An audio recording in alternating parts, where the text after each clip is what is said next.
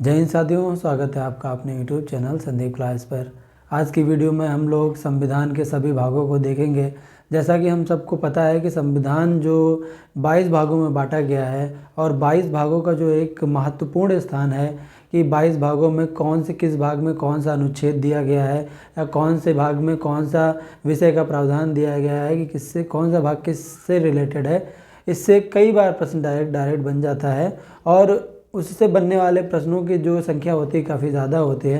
तो आज हम लोग देखेंगे संविधान के जो 22 भाग हैं और 22 भागों को देखेंगे और उससे बनने वाले जितने भी प्रश्न बनते हैं वो इसी वीडियो से बनेंगे। तो लास्ट तक की इस वीडियो को देखते रहिएगा। और हम लोग देखते हैं कि जो संविधान जब बना था तो 22 भाग थे और 22 भागों में जो है वो कई भाग जो हैं वो जोड़े गए हैं बाद में। और वो जो जोड़े गए हैं भाग, उनकी जो ज़रूरत पड़ी है, उनकी जो नीड हुई, उसको भी हम लोग देखेंगे कौन सा भाग किस संविधान में जोड़ा गया। उन सभी चीज़ों के बारे में भी हम लोग देखेंगे। तो हम लोगों को पता है कि संविधान के जो टोटल जो भाग हैं वो 22 हैं और 22 भागों की पूरी हम लोग विस्तृत जानकारी इससे लेंगे। इसमें हम भाग का विषय और उस भाग में कौन से कहाँ तक के अनुच्छेद आते हैं उसको बारे में हम लिखेंगे। जैसा कि हम लोगों को पता है कि संविधान का जो भाग 1 है तो उसमें जो दिया गया है संघ और उसका राज्य क्षेत्र के बारे में दिया गया है। यानी जो भाग का जो पहला है संघ एवं उसका राज्य क्षेत्र, यानी कौन सा एरिया भारत के अंदर आता है और कौन सा एरिया भारत के क्षेत्र के अंदर आता है, वो सभी चीज़ों का विवरण जो दिया गया है वो भाग 1 में दिया गया है। तो भाग 1 में जो दिया गया है संघ और उसका राज्य क्षेत्र दिया गया है और इसके अंदर आने वाले जो अनुच्छेद हैं वो 1 से लेकर के 4 तक की अनुच्छेद आता है। अनुच्छेदों का एक अलग वीडियो बनाएंगे जिसमें हम बताएंगे किस अनुच्छेद में कौन सी चीज़ पूछी गई है। अगर इस वीडियो में अगर हम अनुच्छेद के बारे में बताने लगेंगे तो वीडियो बहुत लंबा हो जाएगा। इस वीडियो में सिर्फ जो भाग से बनने वाले प्रश्न हैं उन्हीं सभी चीज़ों के बारे में हम लोग देखेंगे। जो संविधान का जो भाग दूसरा है उसमें हम लोगों को पता है कि उसमें जो विवरण दिया गया है वो नागरिकता का विवरण दिया गया है। यानी जो संविधान के भाग जो दूसरा है उसमें नागरिकता का विषय दिया गया है और ये लेकर के 5 से लेकर के 11 तक की हमें मिलता है। अनुच्छेद 5 से लेकर 11 तक की नागरिकता का विवरण दिया गया है। फिर भाग 3 जो महत्वपूर्ण है, इसको कई बार पूछा गया है कि भाग 3 में जो है वो मूल अधिकारों का विवरण दिया गया है। जो व्यक्तियों के जो मूल अधिकार होते हैं उनका जो विवरण भाग 3 में दिया गया है। ये इसको संविधान का मैग्ना कार्टा भी कहते हैं। तो जो मूल अधिकार है वो भाग 3 में दिया गया है और भाग 3 में जो अनुच्छेद आते हैं वो 12 से लेकर के 35 तक की आते हैं। यानी 12 से लेकर के 35 तक की जितने भी अनुच्छेद हैं उनमें सभी में मूल अधिकारों का विवरण दिया गया है। जब हम लोग भाग 4 में आते हैं तो भाग 4 जो है वो नीति निर्देशक तत्वों के बारे में बताया गया है।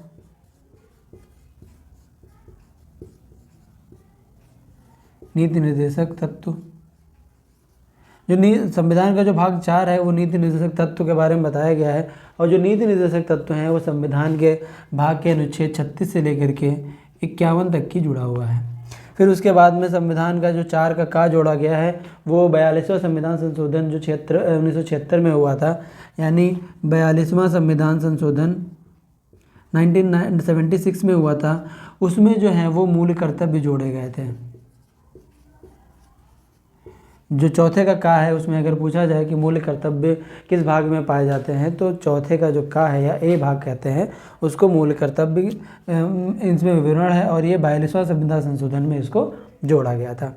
अब हम लोग देख लेते हैं एक बार फिर से कि इसको अगर कैटेगरी वाइज बना लेते हैं 1 से 4 तक की, 5 से 8 तक की और 9 से लेकर के 12 तक की और फिर उसके बाद में कैटेगरी वाइज बना लेते हैं तो याद करने में आसानी होगी। तो भाग 1 में जो है जो भारत का जो क्षेत्र है उसके संघ और उसका राज्य क्षेत्र का विवरण है वो अनुच्छेद 1 से 4 तक की आता है। फिर उसके बाद में जब संघ बन गया उसके बाद में इसकी नागरिकता कैसे प्राप्त होगी तो भाग 2 में उसकी नागरिकता का विवरण दिया गया है, किस किस तरीके से आपको इसकी नागरिकता मिलेगी और किन किन लोगों को इसको नागरिकता का अधिकार प्राप्त है।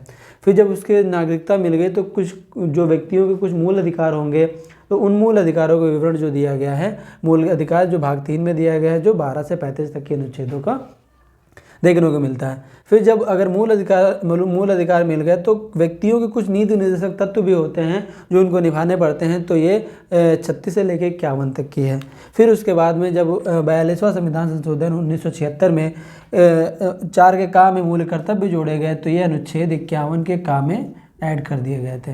यानी अगर अनुच्छेद भी ऐसे डायरेक्ट कभी पूछ जाता है कि मूल कर्तव्य अनुच्छेद किस अनुच्छेद के अंतर्गत आते हैं, तो 51 के का के अंतर्गत आते हैं।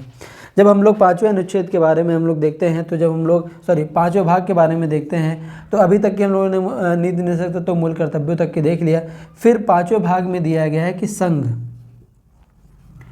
का क्षेत्र कौन कौन सा होगा, या संघ की क्या क्या जो अधिकारता है, राष्ट्रपति, लोकसभा और प्रधानमंत्री, राज्यसभा, इन सभी चीज़ों का विवरण जो दिया गया है भाग 5 में दिया गया है। और भाग जो 5 का संविधान जो शुरू होता है वो अनुच्छेद 52 से लेकर के 151 तक की चलता है। यानी जो संविधान का जो 5वां भाग है उसमें अनुच्छेद 52 से लेकर के, यानी यहाँ पर अनुच्छेद 52 आप सबको पता है कि राष्ट्रपति का एक पद होगा। यानी जो संघ में जो चीज़ें आती हैं, संघ किससे बनता है, भारत का राष्ट्रपति, लोकसभा और राज्यसभा से मिलकर के संघ बनता है, संसद बनता है। तो 52 से लेकर के 151 तक की हमारा ये क्षेत्र में आता है, भाग 5 में आता है। फिर भाग 6 में आता है जब संघ हो गया, उसके बाद में राज्य का जो क्षेत्र है उसके राज्यों का विवरण, यानी मुख्यमंत्री, राज्यपाल, इन सभी चीज़ों का विवरण जो है अनुच्छेद 5 भाग में पाया जाता है। और इसमें जो अनुच्छेद 152 से लेकर के 237 तक की हैं, यानी इसमें जो अनुच्छेद हैं वो 152 से लेकर के 237 तक की देखने को मिलते हैं। फिर हम लोग देखते हैं कि जो भाग जो 7 था संविधान का, उसको 7वां संविधान संशोधन 1956 में इसको हटा दिया गया था।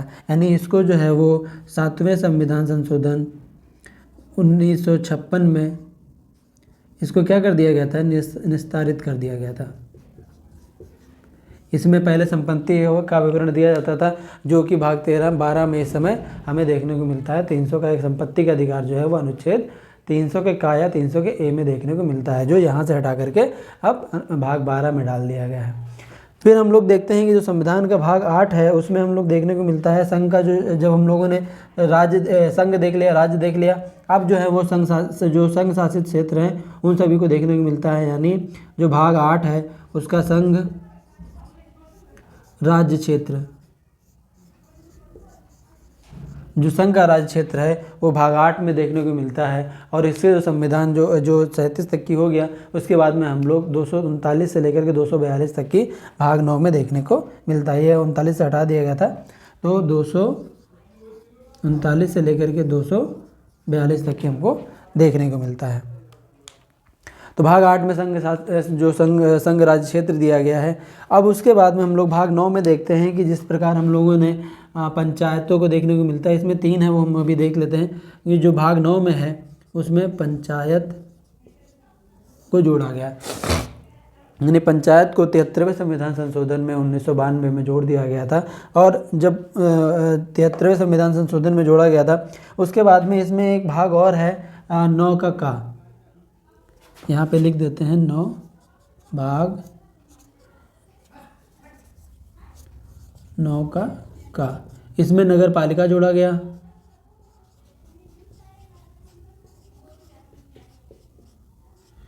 जो नगर पालिकाएँ हैं वो भाग 9 के का में मिलता है। और हम लोग 9 का खा भी इसमें दिया गया है, जो यहाँ पे लिख देते हैं 9 का खा भी देखने को मिलता है, जिसमें जो दिया गया है वो सहकारी समितियाँ दिया गया है, सहकारी समितियाँ, ठीक है।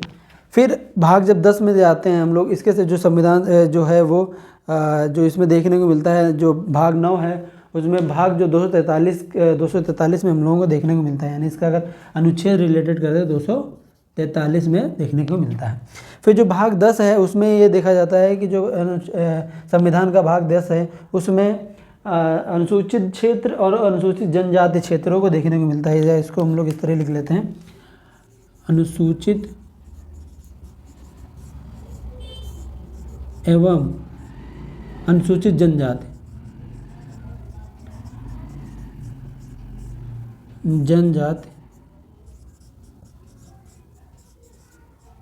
क्षेत्रों का किस प्रकार से शासन होगा, किस तरह कौन कौन से एरिया अनुसूचित क्षेत्र में होगा और क्या क्या पावर्स होंगी, वो भाग 10 में हम लोगों को देखने को मिलता है। तो इसका जो संविधान जो अनुच्छेद वो रिलेटेड है वो 244 रिलेटेड है। तो एक बार हम लोग यहाँ से देख लेते हैं कि भाग 4 का जो है वो 42वां संविधान 1976 मूल कर्तव्यों को जोड़ा गया था, और ये अनुच्छेद 51 के के अंडर आता है। फिर भाग 5 में संघ के बारे में बताया गया है। इसमें अनुच्छेद 152 से लेकर के 151 तक की दिया गया है। भाग 6 में राज्यों के बारे में बताया गया है कि 152 से लेकर के 137 तक की। और भाग 7 को जो है 7वें संविधान संशोधन में 1956 में निस्तारित कर दिया गया था। और भाग 8 में संघ राज्य क्षेत्र के बारे में बताया गया है, जो कि 239 से लेकर के 242 तक की देखने को मिलता है। और भाग 9 में जो है पंचायतों को देखने को मिलता है। भाग 9 का में जो है 73वें संविधान संशोधन 1992 में नगर पालिकाओं को जोड़ा गया। और 9 का में सहकारी समितियाँ, ये भी 74वें संविधान संशोधन 2011 में जोड़ा गया था। फिर भाग 10 में जो है अनुसूचित जात क्षेत्र और अनुसूचित जनजात क्षेत्र जो है उसके बारे में विवरण देखने को मिलता है। ये 244 में अनुच्छेद 244 में संबंधित है। अब हम लोग देखते हैं कि जो संविधान का जो भाग 11 है उसमें क्या दिया गया है। जो संविधान का जो भाग 11 है उसमें संघ एवं राज्य क्षेत्र, यानी जो इसमें संघ एवं राज्य क्षेत्र का विवरण जो दिया गया है वो भाग 11 में दिया गया है। और इससे जो संबंधित जो अनुच्छेद हैं वो 245 से लेकर के 263 तक की है। 245 से लेकर के 263 तक की देखने को मिलता है। तो हम लोगों ने देख लिया कि जो संघ और राज्य क्षेत्र हैं उनके बीच में संबंध में बताया गया है, जो है वो राज्य क्षेत्र के संबंध के बारे में बताया गया है। फिर हम लोग भाग 12 में देखते हैं, जो इसके जो भाग 11 के जो संविधान में जो अनुच्छेद दिए गए 245 से लेकर के 263 तक की संबंधित हैं। और उसके बाद में हम लोग देखेंगे कि भाग 12 में जो दिया गया है वो वित्त और संपत्ति और जो अधिकार जो है वो वाद जो है उनका विवरण जो है इसी में देखने को मिलता है। जो संविधान का 7वां जो भाग हटाया गया था उसी की जो कुछ चीज़ें जो इसमें जोड़ दी गई हैं वो अब इसमें भाग 12 में देखने को मिलती हैं। इसकी जो अनुच्छेद देखने को मिलता है भाग में 264 से लेकर के, क्योंकि 263 तक की हमारा संघ और राज्य क्षेत्र उनके बीच में संबंध के बारे में है, 264 से लेकर के 300 ए यानी का जिसको कहते हैं का तक की जोड़ा गया था। अब हम लोग देखते हैं कि जब हम लोगों का वित्त संपत्ति और उसके जो रिलेटेड जो वाद विवाद हैं उनके बारे में देखने को मिलता है। अब आता है भाग संविधान का भाग 13। तो इसमें ये जो दिया गया है कि भाग 13 में दिया गया है कि भारत के राज्य के क्षेत्र के अंदर जो व्यापार होगा या जो वाणिज्य होगा उसके जो समागम होगा उसके बारे में बताया गया है। यानी जो भारत के राज्य का जो क्षेत्र अंदर दिया गया है उसके अंदर में जो व्यापार और वाणिज्य जो होगा उसके जो समागम किस प्रकार होगा उसके बारे में दिया गया है। यानी भारत राज्य क्षेत्र व्यापार वाणिज्य एवं समागम के बारे में जो दिया गया है वो भाग 13 में दिया गया है। जो भाग 13 में जो रिलेटेड संविधान जो अनुच्छेद हैं वो 301 से लेकर के 307 तक की हमें देखने को मिलते हैं। तो 301 से लेकर के 307 तक की देखने को मिलते हैं, क्योंकि 300 ए हमारा जो है वो संपत्ति संबंधित है, वो भाग 12 में देखने को मिलता है। अब हम लोग भाग 14 में देखते हैं कि जो 14 का जो दिया गया संघ और राज्य के अधीन सेवाएं दिया गया है। संघ एवं राज्य के अधीन सेवाएं, यानी संघ और राज्य के अधीन क्या क्या सेवाएं होंगी उसका जो विवरण हमारे संविधान के भाग 14 में देखने को मिलता है। और जो संविधान के जो अनुच्छेद हैं वो 307 तक यहाँ से रिलेटेड है, तो 308 से लेकर के 323 तक की देखने को मिलता है। तो ये कई बार पूछा गया। इसके बाद में एक चीज़ और जोड़ी जाती है कि यहाँ पर भाग 14 का काम है, इसमें एक जोड़ा गया था। ये कई बार पूछा जाता है कि इसमें जो है वो अधिकरण जोड़ा गया था कि कौन से किस चीज़ का अधिकार भारतीय के संग होगा, या किस कोई क्षेत्र का एरिया जो टैक्स वगैरह है उसको जो उसमें जो टैक्स का जो न्याय निर्णयन है उसका अधिकरण यानी अधिकार क्षेत्र जो है वो संघ के पास में होगा। ये जो भाग 14 का जोड़ा गया था वो 42वें संविधान संशोधन में 42वें संविधान संशोधन 1976 में जोड़ा गया था। तो कई बार ये भी पूछ लिया जाता है कि अधिकरण है जो है वो किस संविधान संशोधन में पूछा गया था। तो जो 14 का भाग है उसके अंदर अधिकरण आता है और उसमें 42वां संविधान संशोधन जो कि 1976 में जोड़ा गया था। अब हम लोगों को कई बार पूछा गया है कि जो भाग 15 है वो किससे संबंधित है। तो हम लोगों को पता है कि जो भाग 15 है वो निर्वाचन से संबंधित है, यानी किस चीज़ का निर्वाचन किस प्रकार होगा। उसका डायरेक्ट कई बार पूछा कि निर्वाचन किस भाग में पाया मिलता है। तो निर्वाचन जो है वो देखने को भाग 15 में पाया जाता है, क्योंकि 323 तक की हमारा जो अनुच्छेद हो गया था। तो अगला जो अनुच्छेद होगा यानी जो इसके अनुच्छेद हैं वो 324 से लेकर के 329 तक की देखने को मिलेंगे हम लोगों को। 324 से लेकर के 329 तक की हम लोग देख लेंगे। तो भाग 15 में जो है वो निर्वाचन से संबंधित क्षेत्र है, निर्वाचन संबंधित जो प्रावधान इसमें दिए गए हैं भाग 15 में, और इससे संबंधित जो अनुच्छेद हैं वो 324 से लेकर के 329 तक की हैं। अब हम लोग देखते हैं कि भाग 16 में जो दिया गया है कि जो भाग 16 में दिया गया है जो कुछ ऐसे वर्ग हैं, यानी कुछ, एक मिनट,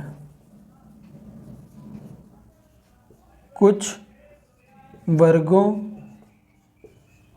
के विशेष उपबंध,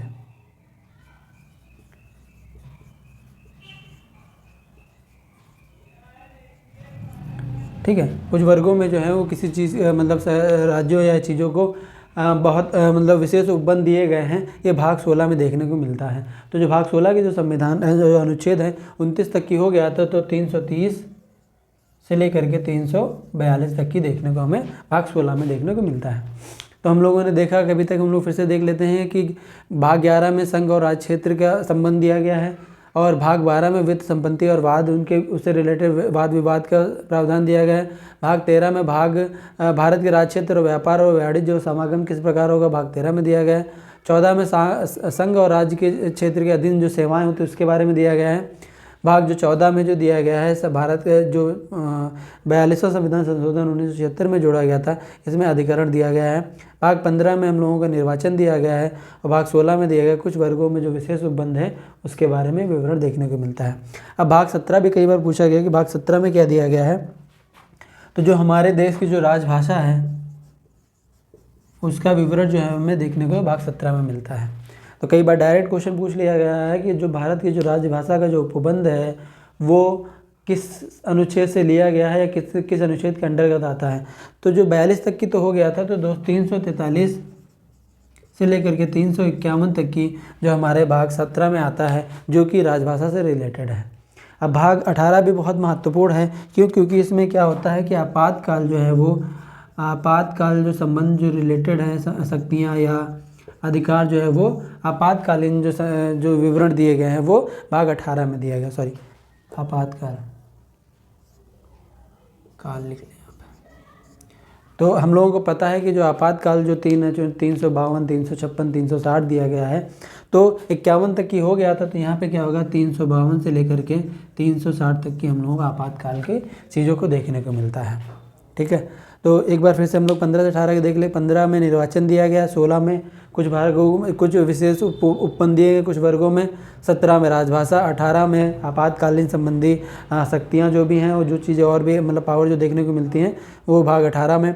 भाग 19 में जो दिया गया है वो प्रकीर्ण दिया गया, यानी कि जो अतिरिक्त जो चीज़ें होती हैं विस्तृत, यानी जो बिखरा हुआ इधर उधर चीज़ें पड़ी हुई प्रकीर्ण के अंतर्गत आती हैं। इसको आप देख लीजिएगा, इसको एक्सप्लेनेशन अंदर है कि जो बिखरी हुई शक्तियाँ हैं उनके बारे में जो भाग 19 में पाया गया है। इसमें जो अनुच्छेद जो रिलेटेड हैं वो 261 से 361 से लेकर के, क्योंकि 60 हो गया था, 361 से लेकर के 367 तक की हमको देखने को 19 तक की देख लिया।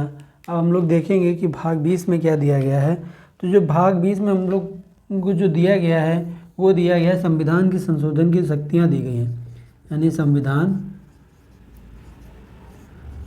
संशोधन जो भाग 20 में दिया गया है।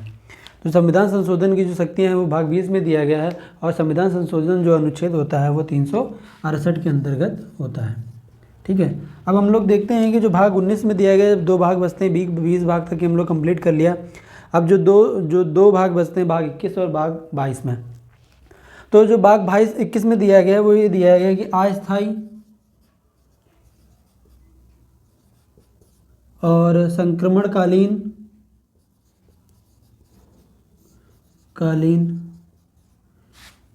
और विशेष उपबंध दिए गए हैं। उपबंध जो दिए देखने को मिलते हैं हम लोगों को, वो भाग 21 में देखने को मिलते हैं। यानी अस्थायी, संक्रमणकालीन और जो विशेष उपबंध दिए गए हैं वो जो है वो भाग 21 में दिए गए हैं। और जो भाग 21 के जो अनुच्छेद अगर हम लोग बात करें तो 369 से लेकर, क्योंकि 68 तक की हम लोगों की बात हो गई, 369 से लेकर के 392 तक की देखने को मिलते हैं। यानी 369 से लेकर के 392 तक की देखने को मिलते हैं। अब हम लोग बचता है भाग आखिरी, जो 22वां भाग है, उसमें हम लोग को देखने को मिलता है, क्योंकि अब जो भाग बचेगा वो 393 से लेकर के 393 से लेकर के 395 तक के अनुच्छेद होंगे। तो जो भाग जो 22वां है उसमें क्या क्या दिया गया है कि जो किसी भी चीज़ के संक्षिप्त नाम होंगे, किसी भी संक्षिप्त नाम और किसी चीज़ का प्रारंभ और हिंदी से निरसरण, हिंदी चीज़ से किसी चीज़ को निकाला जाएगा, हिंदी में प्राधिकृत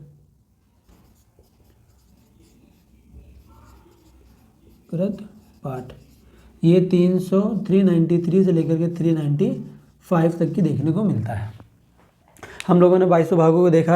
अब एक बार इसे यहाँ से देखते हैं कि भाग 18 में जो है आपातकालीन संबंध है, भाग 19 में प्राकीर्ण से संबंधित है, भाग 20 जो है वो संविधान संशोधन से संबंधित है, भाग 21 में अस्थायी संक्रमणकालीन जो विशेष उपबंध हैं वो भाग 21 में है, भाग में संक्षिप्त किसी के नाम और प्रारंभ और हिंदी में प्राधिकृत जो पाठ होंगे भाग 20 में दिया गया है। तो ये अगर ये 20 भागों में ही जो हमारा जो संविधान बटा हुआ है, अगर इसकी विस्तृत तरीके से हम लोग एक बार जानकारी ले लेते हैं तो हमको एक मोटा एक क्राइटेरिया बन जाएगा कि संविधान में किस भाग से कौन सी चीज़ रिलेटेड है। अब हम लोग देखते हैं कि जो इसके जो बहुत ज़्यादा इंपॉर्टेंट है, डायरेक्ट पूछ लिए जाते हैं, वो हम लोग देख लेते हैं कि किस किस भाग को डायरेक्ट पूछ लिया जाता है। भाग मिलाने के लिए कई बार आया, कई सारे, चाहे यूपी पीसीएस का एग्ज़ाम हो, चाहे यूपीएससी का एग्ज़ाम हो, आरओ में भी कई बार पूछा गया है। तो भाग 2 में जो नागरिकता संबंधित है एज इट इज़ पूछ लिया जाता है। भाग 3 मूल अधिकार संबंधित है, इससे भी पूछा जाता है। भाग 4 जो है वो नीति निर्देशक तत्व पूछा गया है, एज इट इज़ पूछ लिया जाता है। भाग जो 4 का भी मूल कर्तव्य से संबंधित है, इसको कन्फ्यूजन करने के लिए एक दूसरे में डाल देता है। फिर आता है भाग 9 जो है वो किससे संबंधित है, इससे भी कई बार पूछ लिया गया है। भाग जो 12 है वो भाग 12 को भी पूछा गया है और भाग 11 में भी पूछा गया है कि भाग 11 संबंधित किससे संबंधित है, संघ और राज्य क्षेत्र से के बीच में जो संबंध होता है उसके बारे में। भाग 15 जो है वो भी पूछा जाता है कि निर्वाचन संबंधित है, ये एज इट इज़ पूछ लिया जाता है। और जो अधिकरण कई बार पूछने को देखने को मिलता है, क्योंकि अधिकरण बहुत कम पढ़ा जाता है, तो अधिकरण। भाग 17 में राजभाषा का विवरण है, उसके बारे में पूछा जाता है। भाग 18 जो है वो आपातकालीन जो शक्ति हैं उसके बारे में पूछ लिया जाता है। और जो भाग 20 में है ये संविधान संशोधन की जो प्रक्रिया इसमें दी गई है, ये जो कुछ डायरेक्ट जो पूछ ले जाते हैं ये महत्वपूर्ण है, एटलीस्ट ये आप याद कर लीजिएगा, तो आपको क्वेश्चन सॉल्व करने में आसानी होगी। अगर आपको ये वीडियो अच्छा लगा हो तो वीडियो को लाइक करिएगा और हमारे चैनल को सब्सक्राइब जरूर कर लीजिएगा। इसी के साथ जय हिंद, जय भारत।